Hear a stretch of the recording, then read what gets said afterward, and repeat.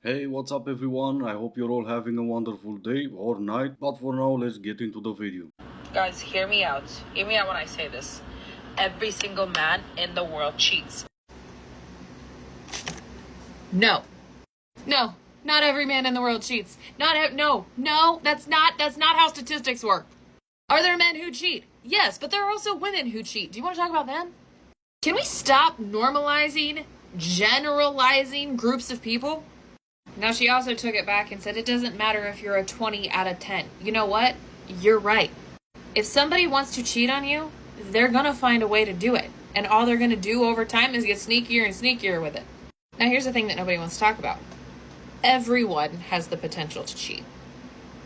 Everyone. Cheating is a choice. It is a decision that you make. It's not a mistake. It's not an accident. It didn't just happen. It's a choice you made. Are there people on both sides that make that choice? Absolutely. Why are we demonizing people based on the decisions of others? So no, not all men cheat. Many of them are faithful, they're loyal, and the idea of hurting their partner in that way absolutely disgusts them. She's absolutely right, so not much left to say. The water thingy, the spraying water, that's how you train a dog, right? Doesn't even matter, just do it again. Every single man in the world cheats. No.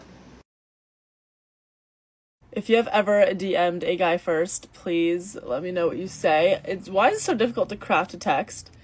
I just want to say hi, you're hot. That's all. And I'm looking for something very serious. Are you? Say that or simply say hi. You don't need to craft a text with everything you would want to hear. He's not you and he is a man. The average couple only spends about 4 minutes of high quality time, focused time with each other every single day. I read that statistic earlier today when I was writing up my LinkedIn content. Can you imagine 4 minutes a day? That's amongst all the childcare, brushing your teeth, going to work, blah, blah, blah, all the different things that fill up your day. 4 freaking minutes of quality time together with your partner. No wonder there are work wives and work husbands. No wonder so many people have affairs at work. It's a terrible state of play. So I'm really curious, what do you think the solution is? From my perspective, I mean, I could go on a whole rant and diatribe about how the world of work is actually really messed up. And this is definitely a bigger social issue than a relational issue. But I'm really curious, what do you think is the solution to this horrible epidemic that we're in? Oh no, it's an epidemic, because of course it is. What isn't in 2025? The solution is spend more quality time with your spouse, because no, it's not a work issue, it is in fact a relationship issue. And I have no idea where you came up with the 4 minutes of quality time a day, because there is no study, there is no research on that. You want to know why? Because not every couple is the same. So even if everyone would try to do a survey on that, no one will take that survey seriously, and you're still gonna come up with more than 4 minutes a day. If your partner has a work spouse, like a work wife or a work husband, and you joke about it, you should be worried. Because 40% of affairs actually start in the office. And by office, she means office. So if couples only spend 4 minutes of quality times with each other a day, then that is a relationship issue, not a workplace issue, because not everyone is going to be in the office. Not really sure if you know that, but there are people who have blue-collar jobs. No, I don't think it looks bad. I think it looks good on me. It just makes me feel bad about the way that my body looks. Does that make sense? I don't think making the shorts shorter is a solution at all. I know you like this. I think it makes my legs look like peanuts.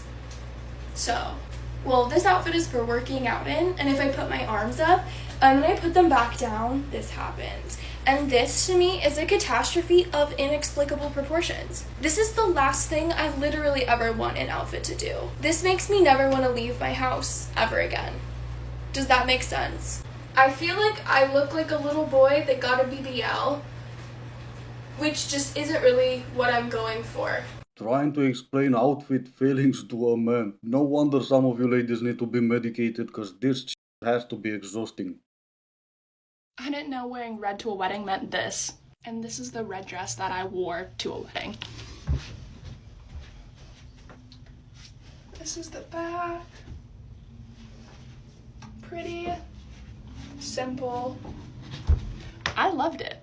I had never heard of this rule before till about 4 or 5 days after I wore this dress to one of my friends' weddings. Nobody said anything to me while we were at the wedding at all. I actually got a lot of compliments on the dress, but it was just nice because we were with family and friends and everybody knew everybody. Then I traveled back across the country. About 4 or 5 days later, I see a video on TikTok that says, hey, don't wear white to a wedding, obviously. I mean, come on, we all know that. But also, don't wear red. And I'm sitting here thinking, well, first of all, does maroon count as red? But then I got curious, why can't you wear red? I had to learn this from a TikTok after I had already done it. So, moral of the story, if you're going to a wedding, look up what your color means before you get that dress and wear it there. Or just wear whatever dress or color you want to wear except white. You learn whatever crap from TikTok. Seems to me both you and the previous lady needs to put down your TikTok and go outside and talk to normal people. When you see a man behaving badly and you say, that's not a man, that's a boy, or that's not a real man, it's almost a different form of not all men. And while I don't think that the people who use that term are necessarily being malicious, it's still pernicious.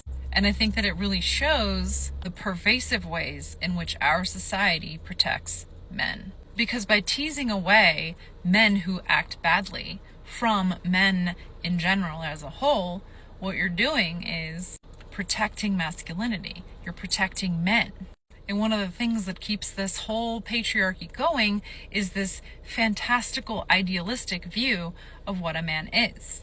So when you see a man, not a boy, not a man, engaging in these types of behaviors that are generally caused because they are a man and they were raised in the society that treats men the way that they do, you're protecting the very system that creates men that do bad things. And much like the not all men thing, what you're saying is, I don't have anything to do with this because I'm a real man and the people who behave badly aren't real men. Therefore, this isn't my problem. Well, lucky for me, I'm not a real man. Not by your definition anyway. And yes, it's not all men and it will never be all men. I'm protecting masculinity with everything in my power. I don't have a son, I have a daughter, but I do have 2 godsons. And I will do everything in my power to protect their masculinity and protect them from women like you. And every single day I will make sure they know that their masculinity is not toxic. They got nothing to be ashamed of being young boys that will grow to be masculine men. Since this is what gets you the most upset, I will absolutely teach them both to say it's not all men. Because no, it's not all men and it never will be all men. Do you think sleeping with someone on the first date fucks anything up, or does it give a man a certain perspective of you if the girl gives it up on the first date?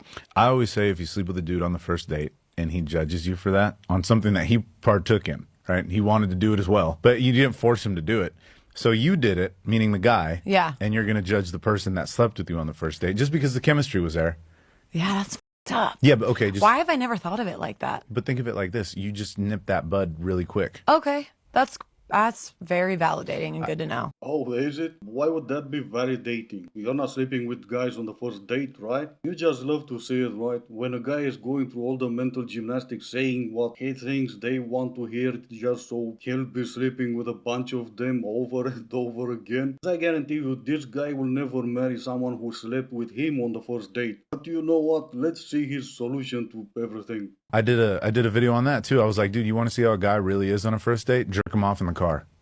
Have him walk in there post-nut clarity. You're going to see his full personality. Does he want to be on that date? It's a joke. I'm joking. But realistically, like, sleep with, like, if you, I'm not telling people to do this. Don't take this as advice. But if you slept with a dude pre-date or just jerked him off and he finished, oh, dude, that post-nut clarity date's going to go way Like, different. hey, so I do this thing before every day. I'm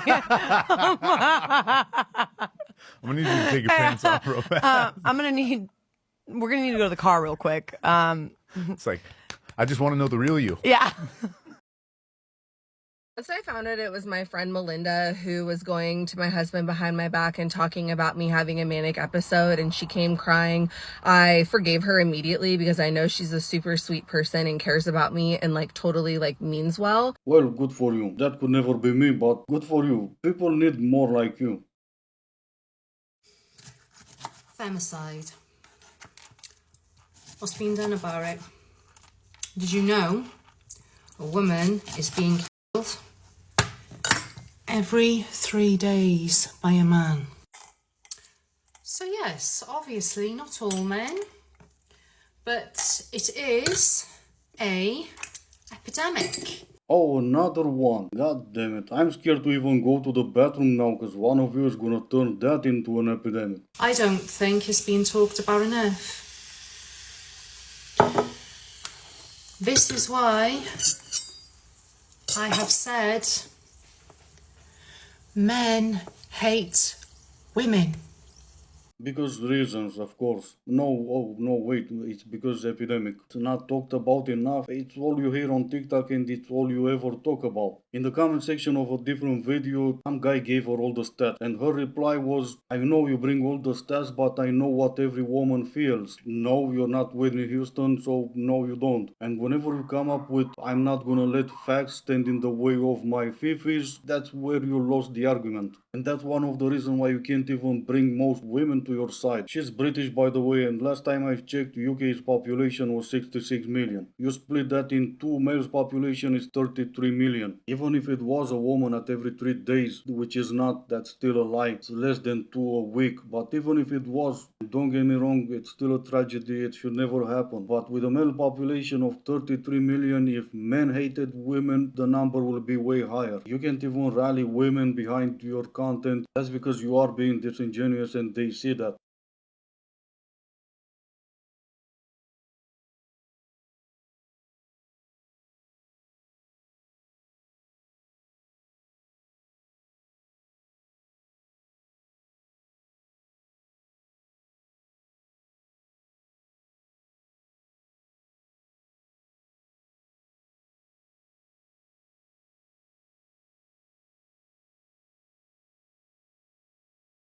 Right then, this is gonna be it for today. As always, I do hope you enjoyed it. If you didn't, I still appreciate you for making it this far. Thank you all so much for watching. Stay safe and I will see you in the next one.